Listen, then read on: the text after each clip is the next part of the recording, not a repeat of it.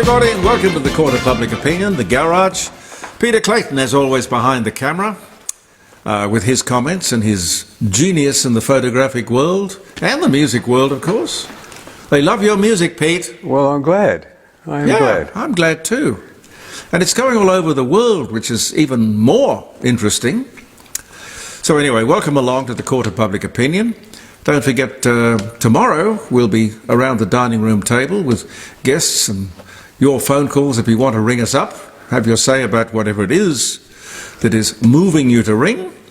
The only problem, of course, with that is we've only got one line coming in. So if I'm already talking on it, it just might sort of sound as if I'm busy. I'm not busy, I'm waiting for you. But the trouble is I don't have a switchboard and I can't sort of stack the calls and take them in sequence.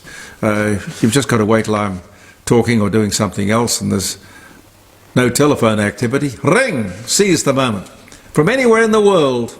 And we do get calls from all over the world. The task force charged with implementing the recommendations of the Aged Care Royal Commission of some 3 years ago, I think, are calling for wealthy people to pay more for their aged care.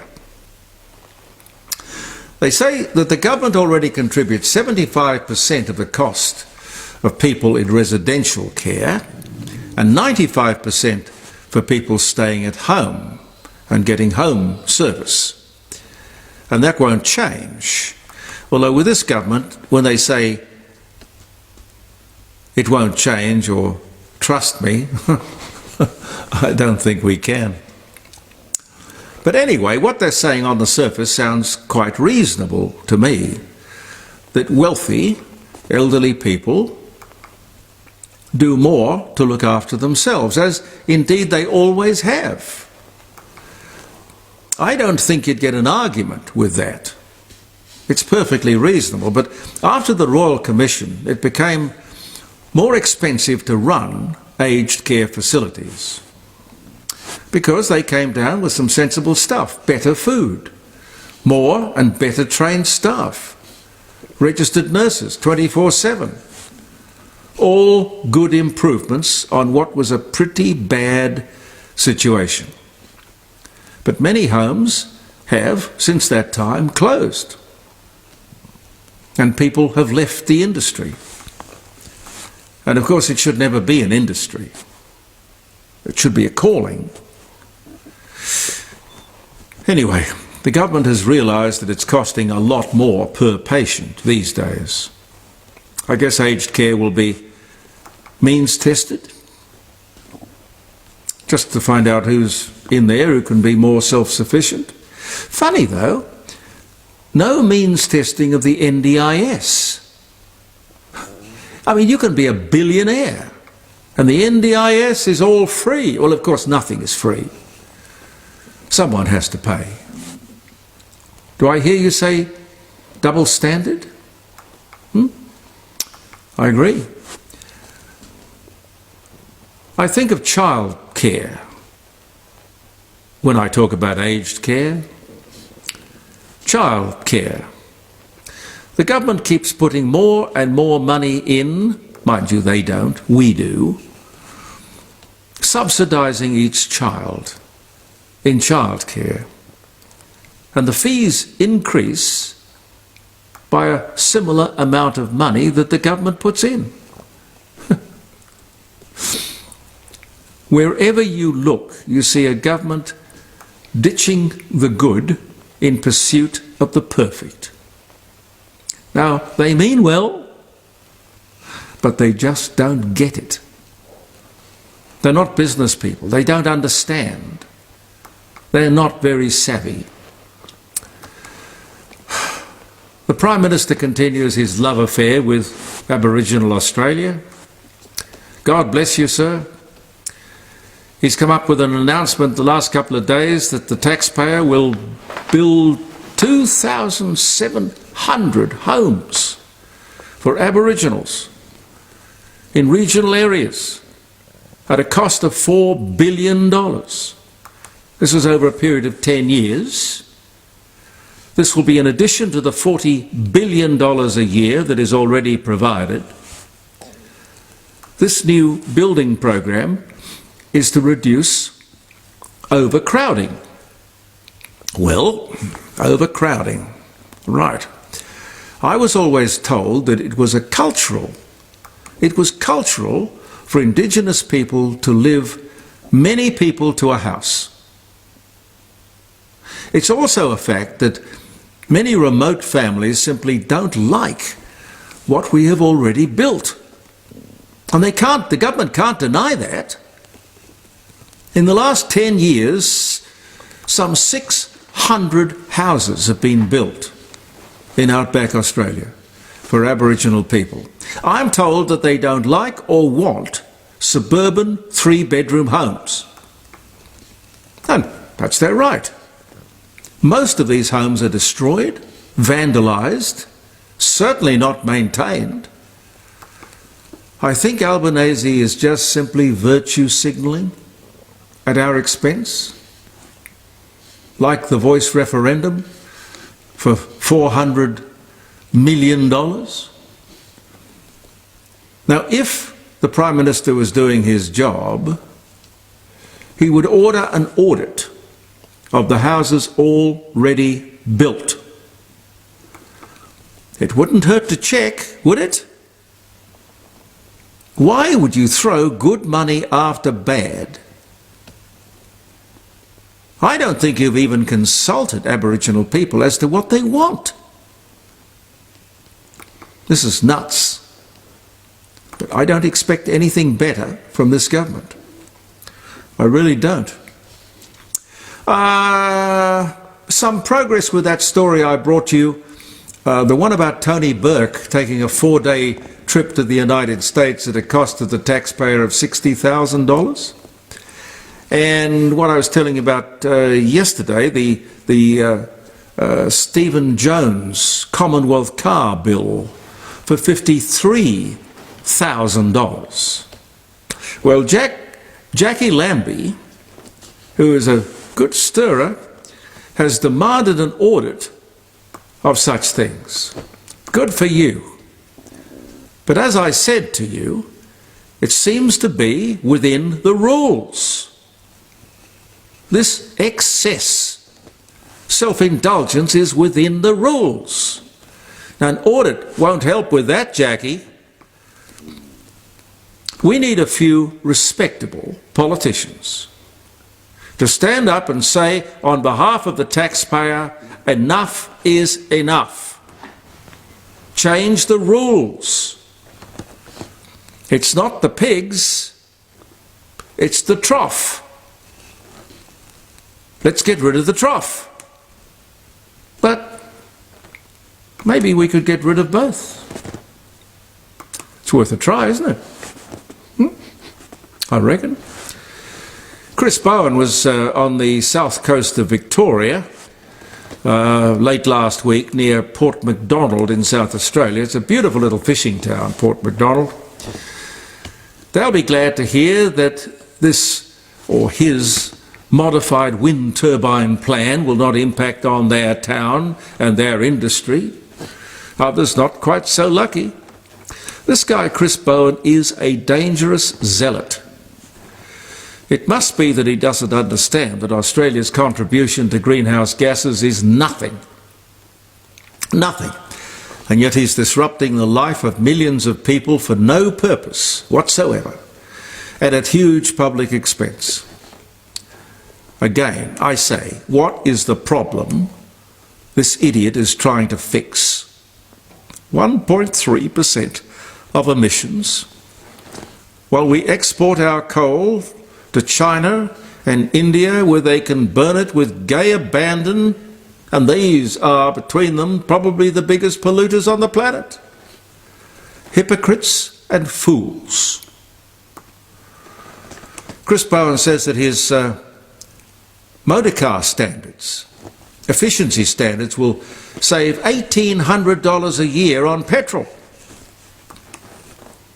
How, Mr. Bowen? Please explain.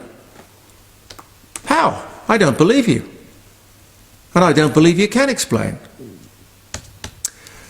I'm told that Muftis and imams and senior Muslim clerics are lobbying various jurisdictions to lift the ban on female genital mutilation. This is there's no way to be delicate with it, it's the grotesque cultural practice of removing the clitoris on young girls. Quite different from male circumcision. FMG, as it's called, is not a medical procedure. It's a religious or cultural practice, the sole purpose of which is to destroy any pleasure a woman may experience from sex. I don't know why this is such a big issue in Islam, but I have heard it said by Muslims, women have no pleasure or rights. And you only have to see some of the stuff out of Afghanistan or Pakistan to understand what I'm saying. To me, it defies belief that this is tolerated in any country in the world. But there are backward, primitive, cultural places where such things are practiced. But to allow this into any educated, enlightened, civilized country is obscene. Now, it's a sensational story, but no demonstrations or even comment apart from here in the court of public opinion. Where are all those organisations around the world who defend the rights of women? The Human Rights Commission?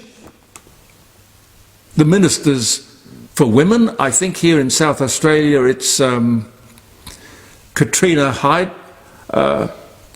Hilliard. Katrina Hilliard, is it? Federally, it's Katie Gallagher. Never a word. What about the Greens? All strangely silent. Seems abuse, as long as it's cultural, is perfectly okay. I'm all for inclusion.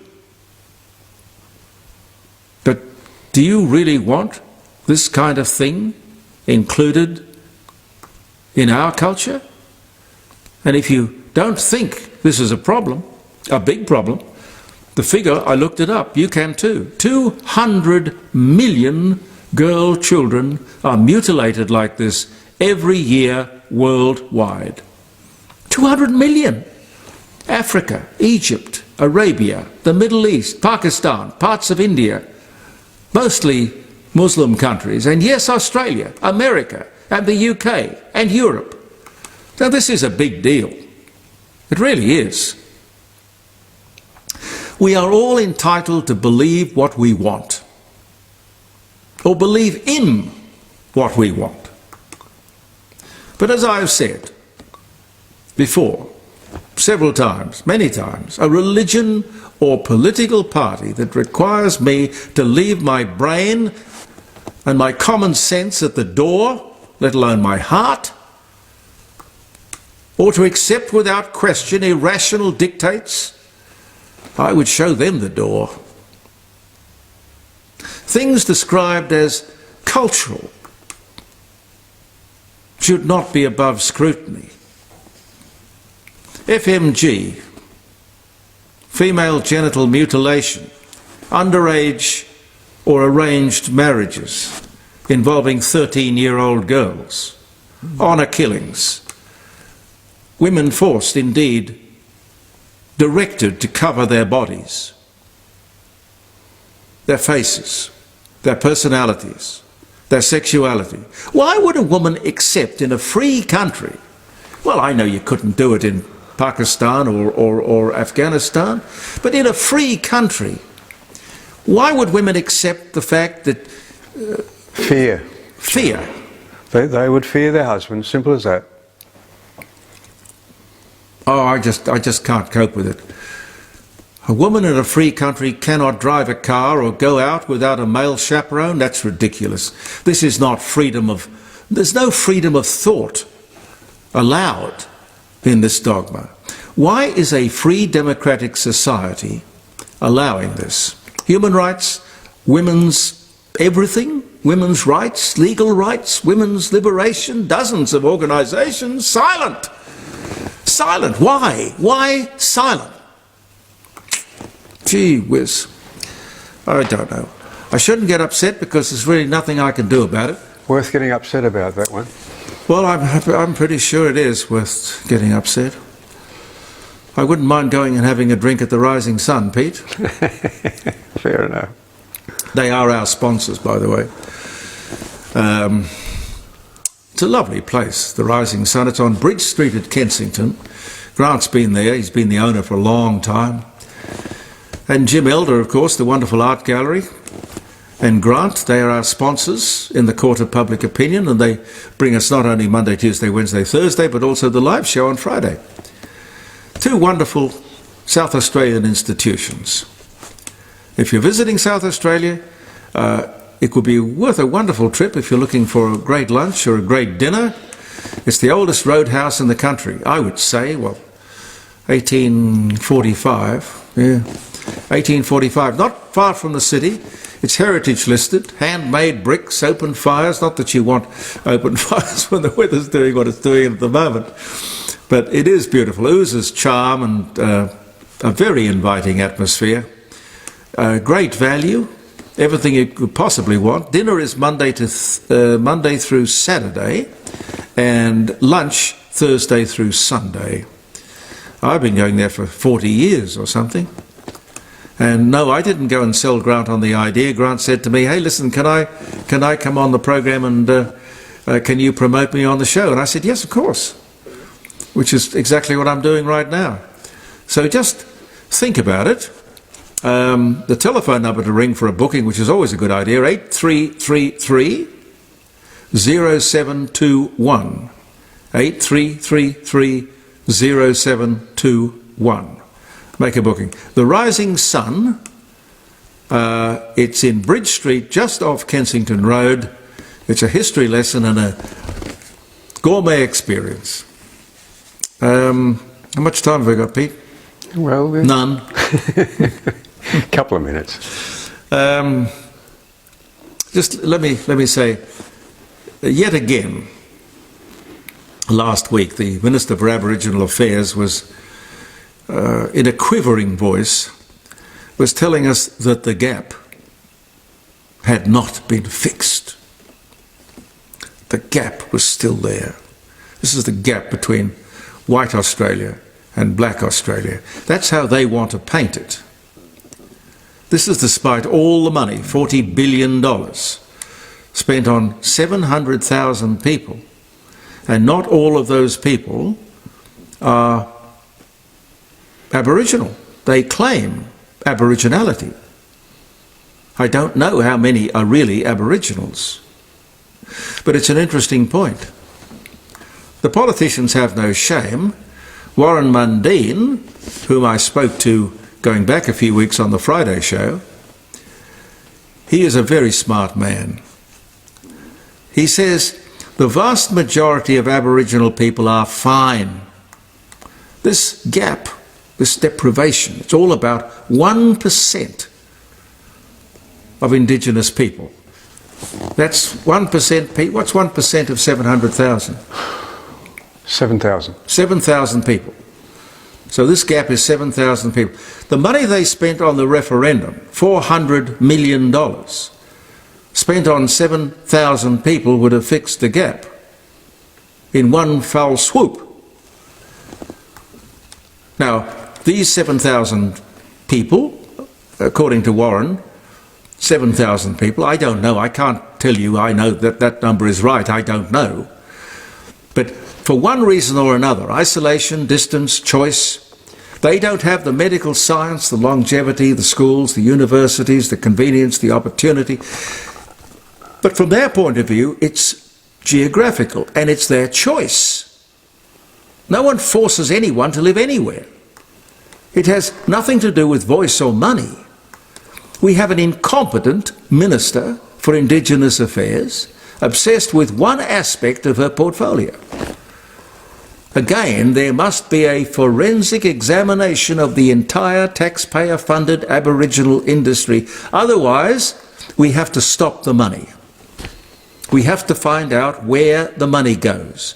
What happens to the money? It's a reasonable question.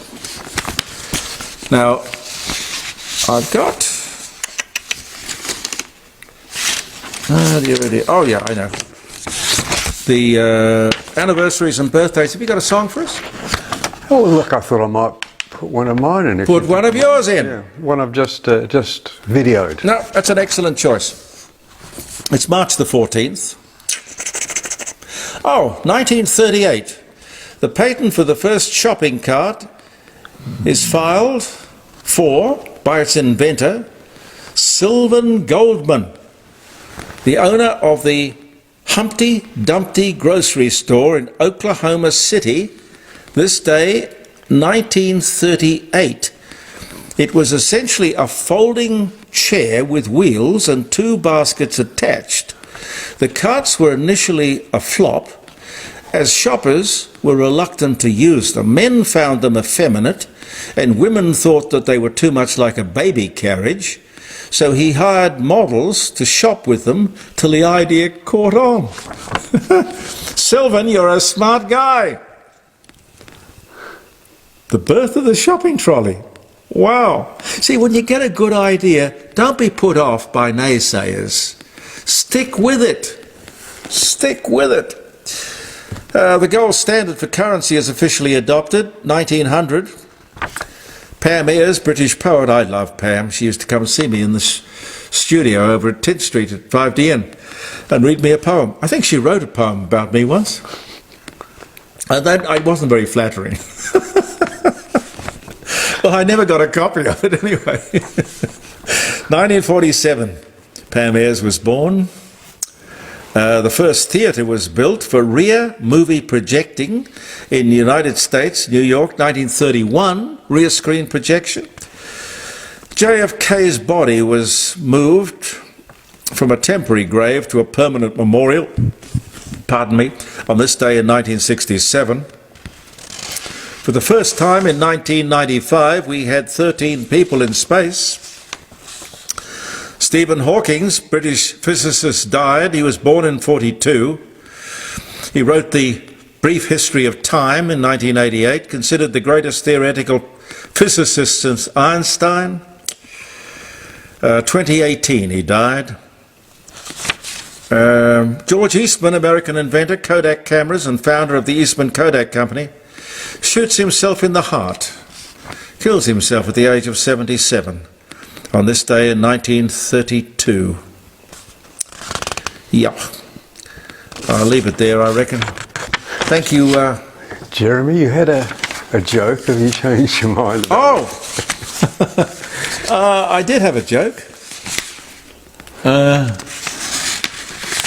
You think I can do it? I think you can do it. All right. Okay. He made me do it. Yeah, I'll take the blame. All right, here we go. A cabbie picked up a nun. The cab driver stares at her. She asks him why he's staring. You know, have you ever seen a nun before? And he says, I've always had a fantasy to kiss a nun. She says, okay, I'll kiss you if you're single and Catholic. The cab driver says, both. I'm both single and a Catholic. The nun says, well, you pull into that alley over there. The nun then kisses him in a way that would make a hooker blush. Back in the cab, though, the driver starts crying. And he says, I lied. I lied. I'm married and I'm a Jew. The nun says, that's okay. My name is Kevin and I'm going to a Halloween party. That's all I like it. I love it. I hope it didn't offend anyone. Anyway, you can't go through life worrying about offending people. Believe me. I'm Jeremy Cordeaux, Peter Clayton behind the camera. Here comes one of Peter's wonderful songs, and I look forward to being with you tomorrow. JeremyCordeaux.com, 9 till 12 at the dining room table. We got guests, we got fun and games. I've taken to having a glass of red wine towards the end of the show, which always brightens things up. Anyway, see you tomorrow and enjoy the music. Goodbye for now.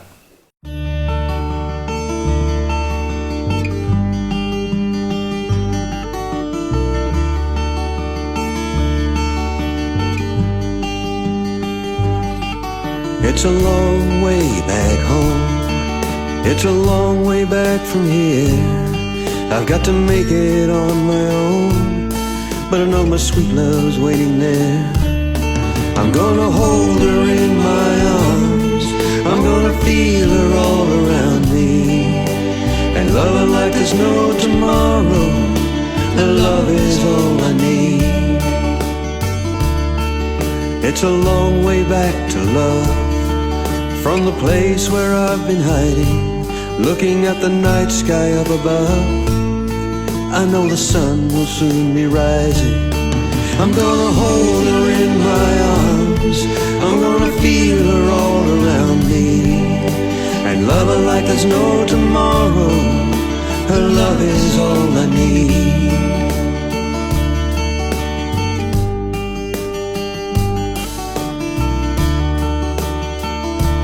Running out of money, luck and time, but you know I'd beg, steal or borrow. I've got one thing on my mind, I'll be in her loving arms tomorrow. I'm gonna hold her in my arms, I'm gonna feel her all around me, and love her like there's no tomorrow. Her love is all I need. Her love is all I need.